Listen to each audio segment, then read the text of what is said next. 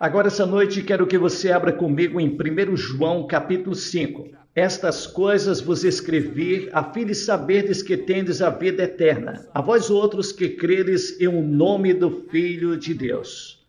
Quero falar sobre saber, ter certeza absoluta de que você conhece a Jesus Cristo. A Bíblia nos fala em João, capítulo 20, versículos 31. Esses, porém, foram registrados para que creiais que Jesus é o Cristo, o Filho de Deus, e para que, crendo, tenhais vida em seu nome. Em outras palavras, o Evangelho de João foi escrito para levá-lo a Cristo. E as cartas de João foram escritas para ajudá-lo a saber como viver a vida cristã e a ter certeza de que você conhece Jesus Cristo. Há tantas pessoas que vão à igreja, tantas pessoas que foram batizadas e tantas pessoas que foram confirmadas na igreja, mas não têm segurança, não têm certeza. Eles não têm certeza de que Cristo vive em seus corações. Portanto, em 1 João, nós vemos que foi escrito para que você tenha a certeza da vida eterna. E em 1 João, capítulo 3, versículos 23, está escrito: E este é o seu mandamento, que creiamos no nome do Filho de Deus. Você acredita? Bem, você diz, sim, eu acredito. Acredita em quê? Você sabe o que significa acreditar na Bíblia? Significa que você coloca todo o seu peso, toda a sua confiança. Esta realmente é uma história que eu contei outra noite. E vou contar de novo sobre esse sujeito que veio da França e anunciou que iria colocar uma corda bamba através do rio Niágara, nas cataratas do Niágara, e que iria atravessá-la a pé. Uma grande multidão de pessoas se reuniu em ambos os lados do rio, o lado canadense e o lado americano, e eles assistiram. E com certeza, ele se aproximou e voltou, e eles aplaudiram. Ele fez isto umas 2 ou 3 vezes, e então pegou um carrinho de mão e colocou 90 quilos de terra sobre ele, e rolou de um lado para o outro, foi e voltou. E então ele perguntou: quantos de vocês acreditam que posso fazer um homem andar sobre esse carrinho de mão de um lado para o outro? E eles disseram: nós sabemos que você consegue, nós acreditamos. E então, havia um homem na primeira fila que estava bastante entusiasmado com isso. E ele disse: Senhor, você se importaria de entrar no carrinho de mão e ser o primeiro homem a atravessar comigo de um lado para o outro? Bem, aquele homem saiu correndo e eu não o culpo. Mas você vê, isso é fé. Você coloca todo o seu peso no carrinho de mão. Você coloca todo o seu peso em Cristo. E Cristo é aquele em que você deve colocar sua fé. Todo aquele que crê que Jesus é o Cristo. Sim, todo aquele que crê que Jesus é o Cristo é nascido de novo. Ora, a fé é a certeza das coisas que se esperam e a convicção das coisas que não se veem. A verdadeira fé traz consigo a ideia de compromisso. Não apenas acreditar com a cabeça, mas um compromisso da sua vida. De cada fase da sua vida você entrega nas mãos de Jesus Cristo. Sua vocação, seus estudos, sua namorada, seu namorado, sua vida sexual. Tudo está comprometido com Cristo. A primeira pergunta dessa noite é: você realmente acredita? Você realmente entregou sua vida a Cristo de uma forma total, disposto a ir até o fim? Resolva isso essa noite. Depois, a segunda questão desta pergunta, uma mudança de atitude em relação ao pecado. 1 João capítulo 1, versículo 8 e 10 diz: Se dissermos que não temos pecado, nos enganamos a nós mesmos e a verdade não está em nós. Sim, como cristãos, às vezes pecamos. Podemos pecar sem saber, porque existem pecados de omissão, pecados de comissão. alguém que você deveria ter ajudado, alguém que você passou de largo. Você poderia ter encorajado essa pessoa e você não fez. Mas a Bíblia diz, se confessarmos os nossos pecados, Ele é fiel e justo para nos perdoar os pecados e nos purificar de toda injustiça. Se você pecar, há um remédio. Deus o perdoará se você confessar isso a Deus. E a Bíblia diz, o sangue de Jesus Cristo, seu Filho, nos purifica de todo pecado. O sangue que foi derramado na cruz por Jesus Cristo há mais de 2000 anos tem poder de lavar todos os seus pecados. Agradeço a Deus por Ele ter permanecido naquela cruz. E quando colocaram aqueles pregos em suas mãos e em seus pés, e transpassaram o seu lado com aquela lança, Ele não desceu da cruz. Ele permaneceu na cruz, porque ama você. Ele te ama e essa noite está dizendo para você, eu te amo. Quem quer que você seja, o que quer que você tenha cometido, Deus ama você.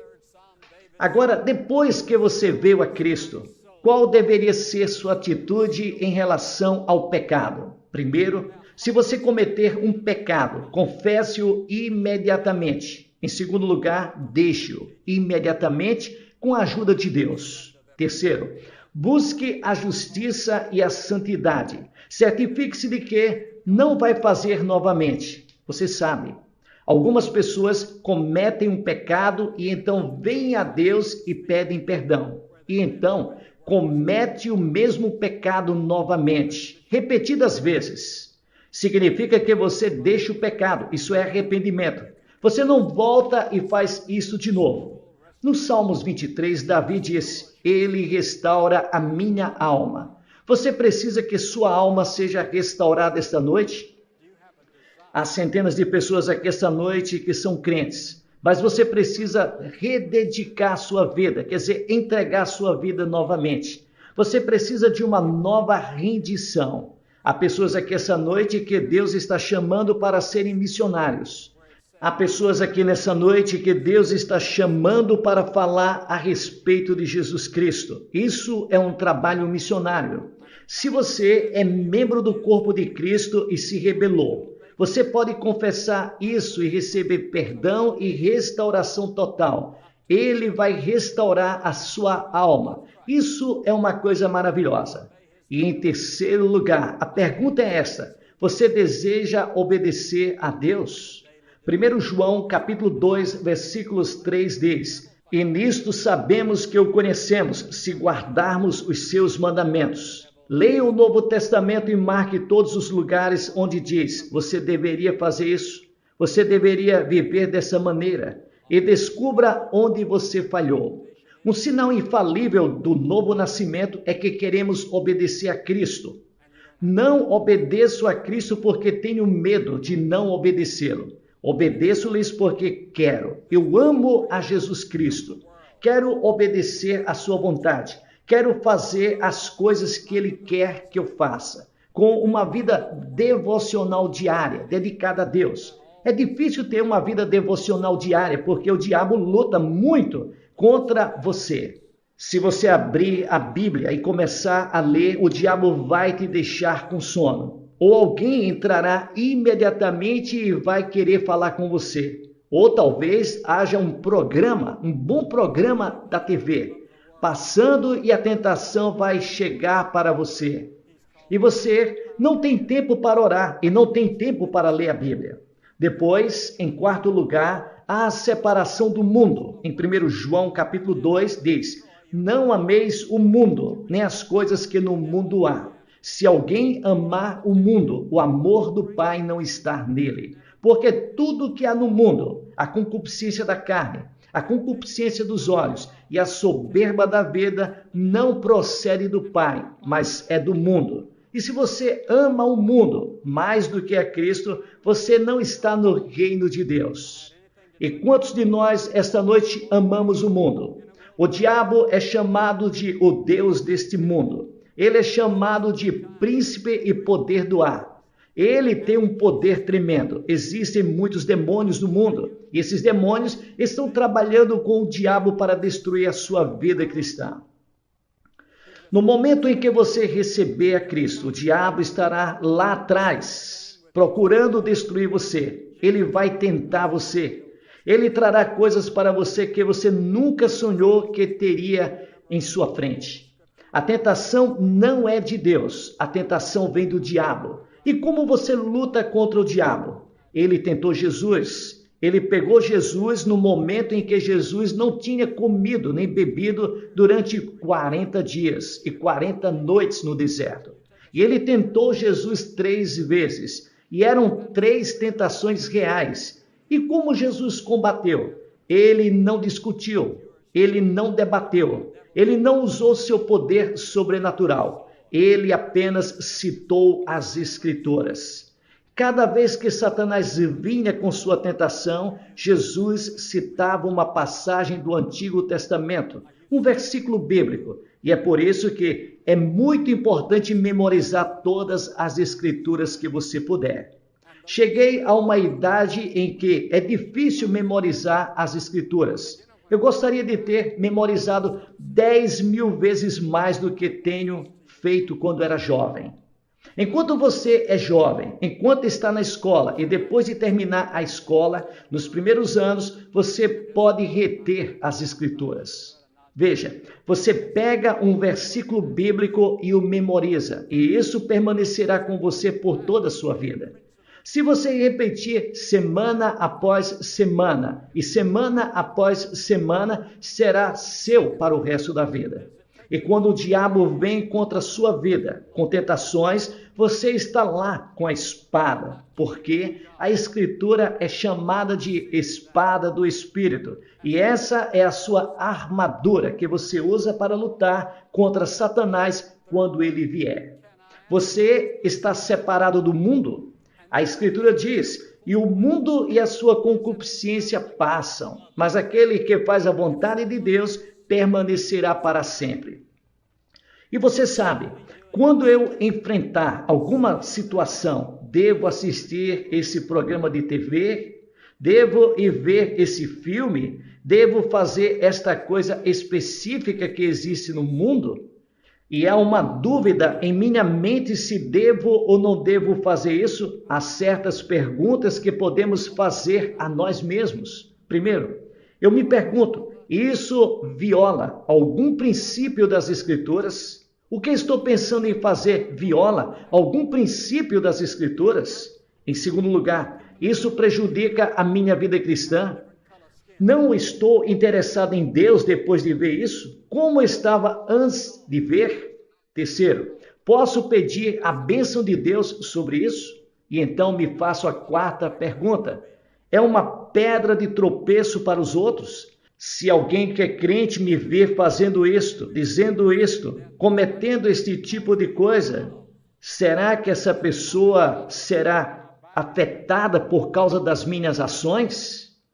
E então, a quinta pergunta que me faço é, eu amo outros cristãos de todas as denominações? Eu amo outras pessoas? Eu amo os pobres o suficiente para fazer algo para ajudá-los em sua pobreza? Eu amo as pessoas da minha vizinhança que têm uma cor de pele diferente? Eu realmente amo ou simplesmente coloco isto da boca para fora?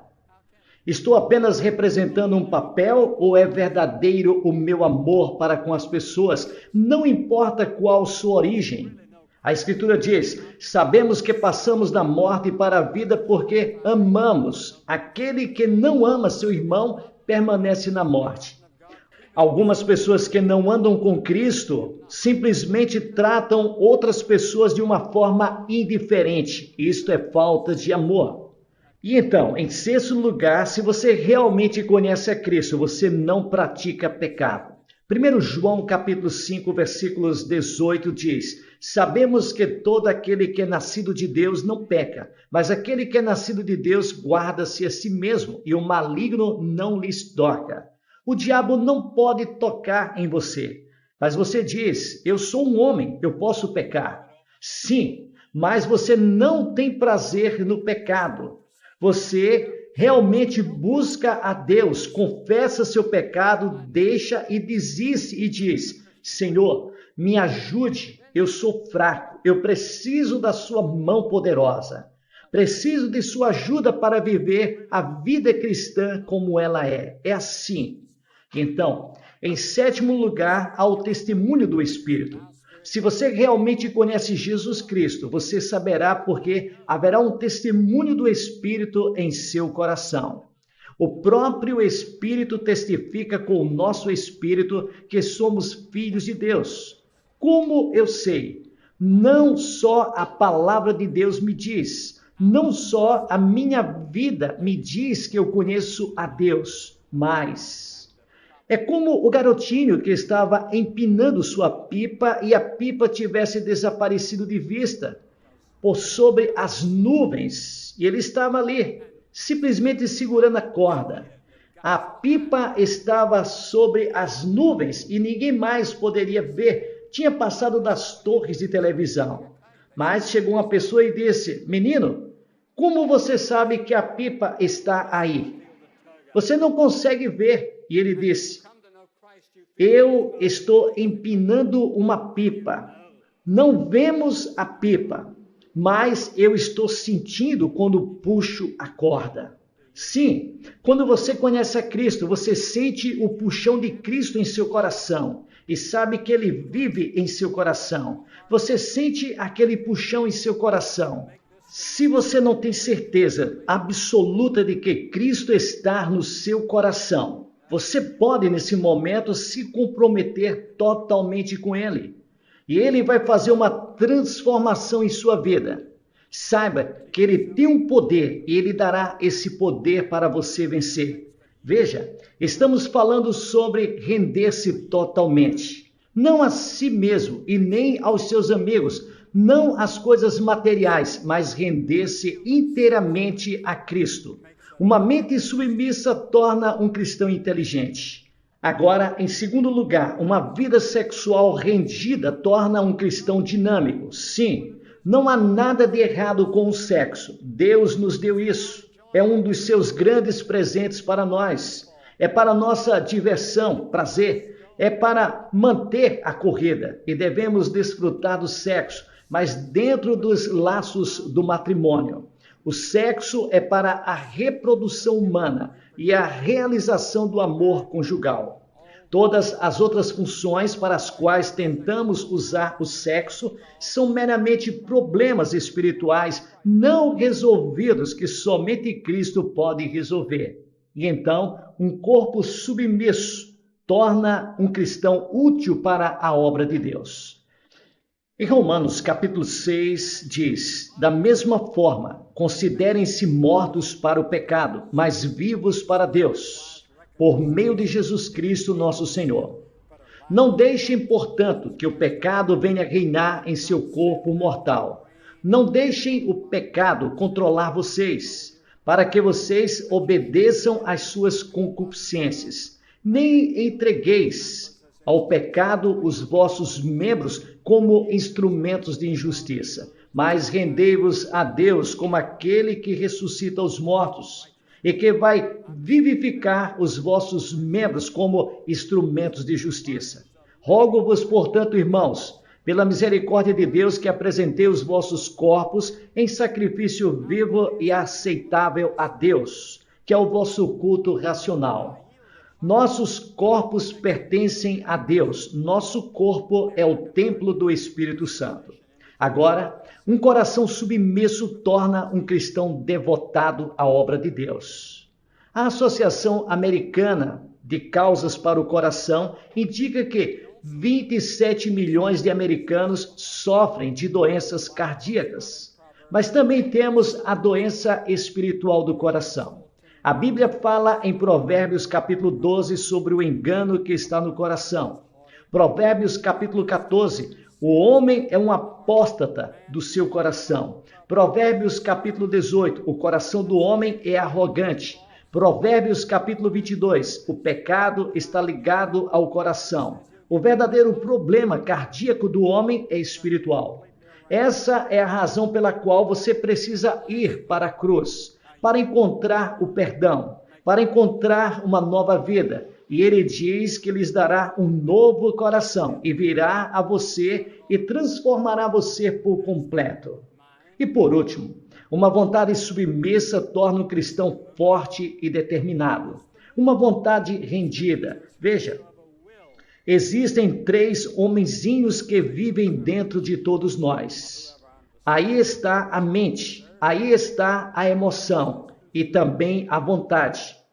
A Escritura diz, aquele que deixar vir. Não diz quem consegue, ou quem entende, ou quem merece, mas diz quem quer. A porta para o reino de Deus está aberta para cada pessoa aqui esta noite, para viver uma vida vitoriosa. Viver uma vida gloriosa na qual você conhece seu destino e conhece seu propósito e significado. Eu li sobre algo que aconteceu há muitos anos, que eles tiveram uma grande reunião de trabalhadores de fábrica na Inglaterra e D.L. Moody estava falando com eles e encerrou dizendo, estou oferecendo a vocês Jesus Cristo. Cristo que morreu na cruz e que ressuscitou por vocês. Estou lhes oferecendo Cristo e quero que você se levante agora e diga, eu quero ou não quero. Eu o receberei ou não o receberei.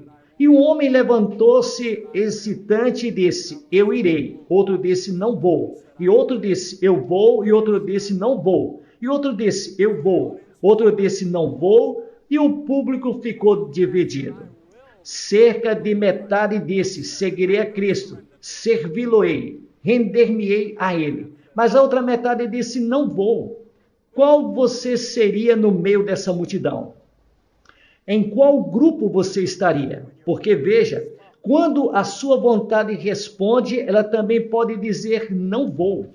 O que você vai dizer esta noite? Vou pedir-lhes que diga esta noite, eu irei. Até onde eu sei, receberei Cristo em meu coração e quero viver o tipo de vida que Ele está pregando nessa noite. Não tenho força, não tenho energia, não tenho capacidade para isso. Não sinto que sou capaz de conseguir, mas estou disposto a começar. Estou disposto a dizer esta noite, eu irei, com a ajuda de Deus, entregar a minha vida ao nosso Senhor e Salvador Jesus Cristo. Meu Senhor e Mestre. E Ele pode falar com você sobre servi-lo em alguma outra parte do mundo. Meu filho mais velho, Franklin, acabou de voltar do Sudão. E ele disse que viu sofrimento em uma escala que nunca tinha visto em nenhum lugar em suas viagens pelo mundo. O que Deus poderia fazer com alguns de vocês em alguns lugares do planeta? O que você vai dizer esta noite? Eu vou ou não vou? Vou pedir que você se levante da cadeira. Todos vocês que disserem, eu irei. Quero que você se levante de seus assentos e venha. E fica aqui na frente da plataforma. Como temos visto milhares de pessoas fazer em todo o mundo. Diga esta noite quando você estiver vindo. Esta noite eu abrirei meu coração para Jesus Cristo. Eu o receberei. Eu me renderei a Ele. Quero saber que vou para o céu. Quero saber que estou vivendo para Cristo. Eu quero servi-lo. Se você estiver com amigos ou parentes, eles vão esperar por você. Porque peço que você se apresente publicamente desta forma? Porque Jesus disse, se vocês não quiserem me reconhecer diante dos homens, eu não os reconhecerei diante de meu Pai, que está nos céus. Há algo muito forte sobre se apresentar e se posicionar publicamente que agrada a Cristo e ajuda a você a se sentir sincero. Se você está no coral, você vem. Se você é professor de escola dominical ou até mesmo pastor de uma igreja e não tem certeza da salvação, você se levanta e venha. Nós vamos esperar por você.